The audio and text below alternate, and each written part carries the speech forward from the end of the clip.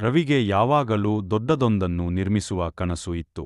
College ಮುಗಿಸಿದ ನಂತರ ಆತನು ತನ್ನ ಸ್ನೇಹಿತರೊಂದಿಗೆ ಒಂದು ಟೆಕ್ ಕಂಪನಿಯನ್ನು ಪ್ರಾರಂಭಿಸಿದ.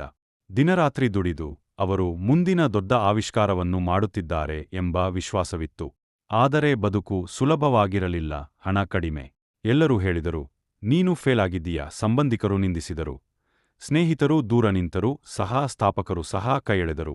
ವಾರದವರೆಗೂ ರವಿ ಮನೆಯಲ್ಲಿಯೇ ಮನನೊಂದು ಕುಳಿತ. ಆದರೆ ಅವನ ಮನಸ್ಸಿನಲ್ಲಿ ಒಂದೇ ಒಂದು ವಿಚಾರ ಹೊಳೆಯುತ್ತಿತ್ತು. ಇದು ಅಂತ್ಯವೋ ಅಥವಾ ಆರಂಭವೋ? ಆ ವಿಫಲತೆಯನ್ನು ಬಿಟ್ಟುಬಿಡುವ ಬದಲಿಗೆ ರವಿ ತಾನು ಮಾಡಿದ ತಪ್ಪುಗಳನ್ನು ವಿಶ್ಲೇಷಿಸಲು ಶುರುಮಾಡಿದ.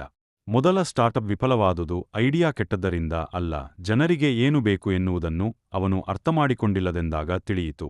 ನಂತರ ರವಿ ಚಿಕ್ಕ ವ್ಯಾಪಾರಸ್ಥರು, ಅಂಗಡಿದಾರರು, ಡೆಲಿವರಿ ಕಾರ್ಮಿಕರೊಂದಿಗೆ ಮಾತನಾಡುತ್ತಾ ಅವರ ಸಮಸ್ಯೆಗಳನ್ನು ಕೇಳತೊಡಗಿದ. ಆ ಮಾಹಿತಿಯಿಂದ ಅವನು ಎರಡನೇ ಸ್ಟಾರ್ಟಪ್ ಪ್ರಾರಂಭಿಸಿದ. ಇದು ಸ್ಥಳೀಯ ವ್ಯಾಪಾರಸ್ಥರಿಗೆ ದಿನಬಳಕೆ ಖಾತೆಗಳನ್ನು, ಆರ್ಡರ್ಗಳನ್ನು ನಿರ್ವಹಿಸಲು ಸಹಾಯ ಮಾಡುವ ಸರಳ ಅಪ್ಲಿಕೇಶನ್. ಇದು ಜಾಸ್ತಿ ಆಕರ್ಷಕವಾಗಿರಲಿಲ್ಲ, ಆದರೆ ಜನರಿಗೆ ಬೇಕಾದದ್ದನ್ನು ಪರಿಹರಿಸಿತು. ನಿಧಾನವಾಗಿ ಈ ಅಪ್ಟೌನ್ಗಳಿಗೆ, ನಂತರ ನಗರಗಳಿಗೆ ಹರಡಿತು.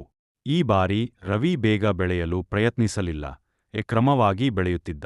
5 ವರ್ಷಗಳೊಳಗೆ ರವಿಯ ಎರಡನೇ ಸ್ಟಾರ್ಟಪ್ ಒಂದು 100 ಕೋಟಿ ರು ಮೌಲ್ಯವನ್ನು ತಲುಪಿತು.